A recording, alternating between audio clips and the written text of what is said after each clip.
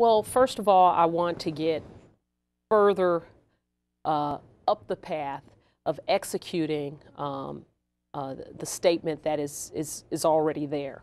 We have a great new facilities. I want to see better programs to provide for healthy, good outcomes from animals. So I want to see us actually execute more of the stated policy at present that I think both the animal rights community supports and it is also good for overall public interest.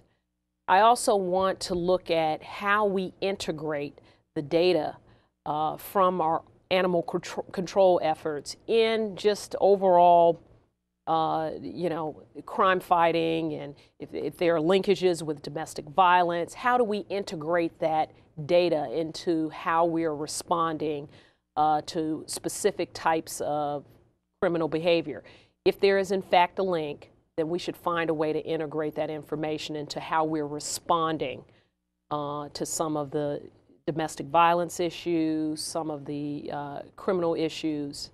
I think that's entirely appropriate, but what is the process for integrating it? How do we capture the data? How do we include it? How do we integrate it into the thinking about how we do traditional crime fighting or domestic violence policy? If it can inform that process, then I think it ought to inform that process. And again, this is something that I think, building on the work that perhaps the task force has done, but also just having a task force to look at those issues to determine how we perfect our policy in that area and improve our policy in that area. That's a hard question. Because I think it's a question that really needs to be looked at not just by the county executive, but it needs to be looked at by his administration in conjunction with other organizations such as yours, and pulling your organization in and saying, what are some of the things we need to change here in the county? We already know that if a child is responsible, if a child grows up in a good environment where he understands compassion, whether it's compassion for his brother or sister, but if it's compassion for an animal, that he's not as likely to move into an abusive relationship when he gets older.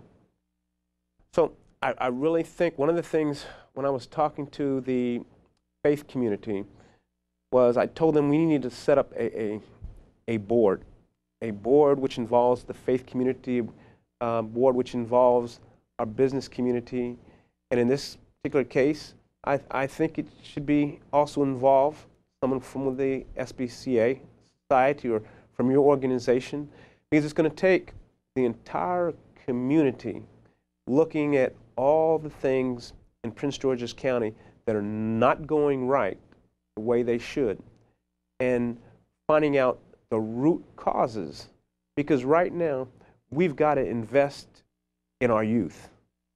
And if investing in our youth is giving them a pet so it teaches that individual not to be so abusive, well, then I'm all for that.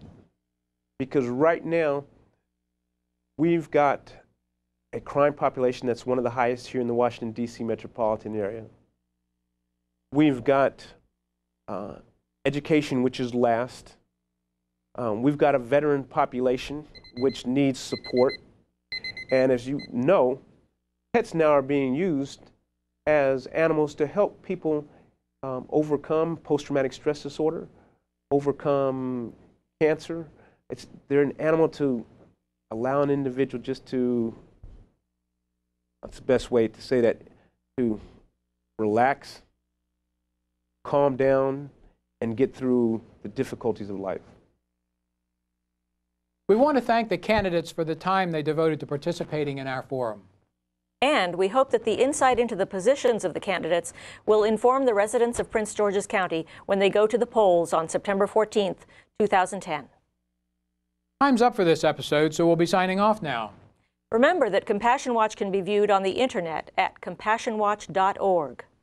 You'll find all of the episodes and important links there. This episode is episode 5, County Executive 2010 Candidate Forum. We want to remind our viewers that Compassion Watch is a television outreach of the Prince George's Compassion Project.